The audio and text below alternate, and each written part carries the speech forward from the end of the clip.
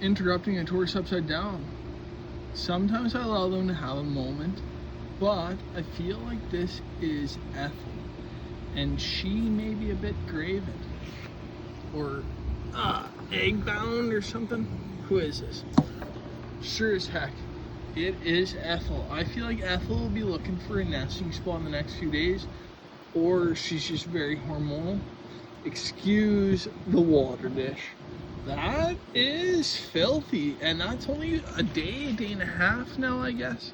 I haven't had a chance to change that. Today is Father's Day, so it definitely has not been changed today. So we're getting a little greasy. Now that I come out, all the excitement comes around.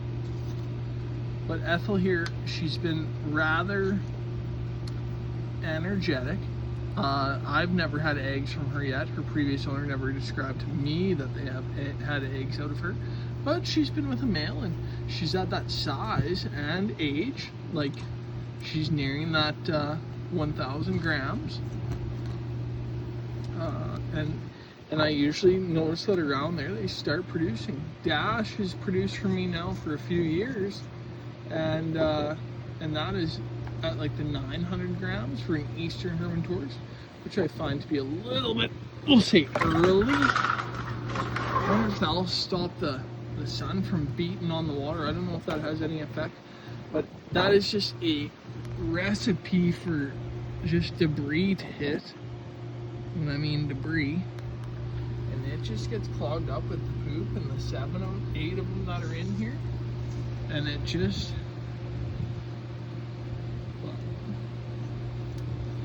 it needs a freshening up real quick here. I think I want to add a little bit of a gate or something onto these things so that I can just reach on in, you know? That's my latest idea. But I wouldn't mind is that I have an easy access port. That would be slick. Patent pending. I think we're gonna move it up to there and add a chunk of cage for these guys. That's my latest idea. Maybe you'll have to check it out. I'm sick of all the stuff and things in there. I just need it to stay. Yeah, no, we've got an idea, dear. See, Ethel is just being a wild cat.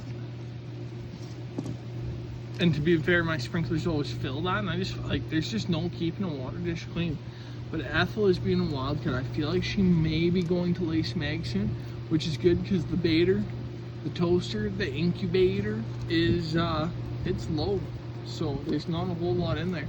But these guys are all full of activity, and I think it's just, this is towards prime time. It's like even the cold overnight is still like plus 10, plus 12, like, and see, like, yeah, look at how ruthless Ethel is. Like, she's just plowing through Scooter right there. And but then again, what if you're pregnant and it's all get out? You don't want to hang out with a gentleman that's trying to take you dancing. So I get it, gal. But look at this. We have a tortoise top of pile. Like, what the heck is going on here with these guys? My goodness.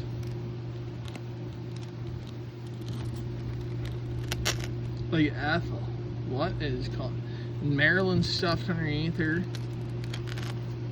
Scooter's ravishing the two of them. And March is just like, hey, what the heck is going on here, guys? You guys need to settle down. March. And I hope March, as well as Ethel. Gail has been my second gal ever to produce that we had her lay eggs after years of failed attempts. I think I've had her almost 5 years, I'd say 4 years.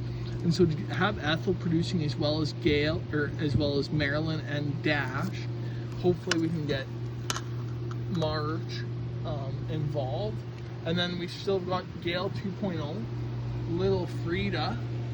We've got little Digger coming, so eventually we're gonna be a real tortoise producing army here, because we've got 7 gals that are coming through.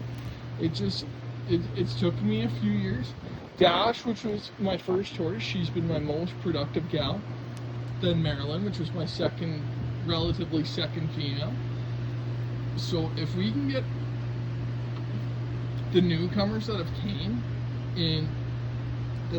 here from like the last couple of years, if we can get them going, we will be a force to be reckoned with here in Canada. So I don't, even when I see other breeders, shout out CNC Tortoise, those losers there that got me banned from every tortoise group in Canada. Like, you'll never see their tortoises outside. That you see them kept on pool tables with mercury vapor lights, and that's about it. See, here we've got a bit of a conundrum again. These guys tipping each other over. Oh, go figure. Oh, it's March. Our gal March. Like, you guys, she's gonna start playing a little nicer. I don't know what's going on here. There's more than enough room for everyone to go around. But there is 8 of them in here. See, that's Ethel, how she's stomping like that.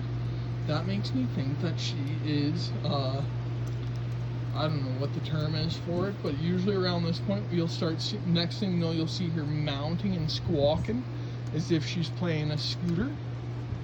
And she'll be mounting and squawking at all the other gals. And then she goes and finds a spot to dig and lay a nest in. So I have found eggs outdoors. They are able to dig even into this like pretty firm ground here. That does not seem to faze them. They dig down, and finding the eggs is the hard part, but I haven't been able to naturally hatch out here because I think our overnight temperatures here in southwestern Canada, near the Montana border, it is too strong of sun during the day for the eggs, and it is too cold at night. We have like an Arizona temperature thing going on here where it goes, like, we'll have plus 37 in the sun, or in the shade, plus 38s even in some of our high times, and then overnight you're gonna get down, and this is like during the outdoor keeping season. But like I said, this is the only part of the world besides Siberia that goes plus 40 to minus 40 with an 80-degree temperature swing in Celsius. That is, yeah, Fahrenheit and unicorn fairies just don't add up to this guy. But thanks for tuning in. I'm back on right now. I'm trying to get things to grow so I can get my mallow to grow, and sprout, and like all my plantains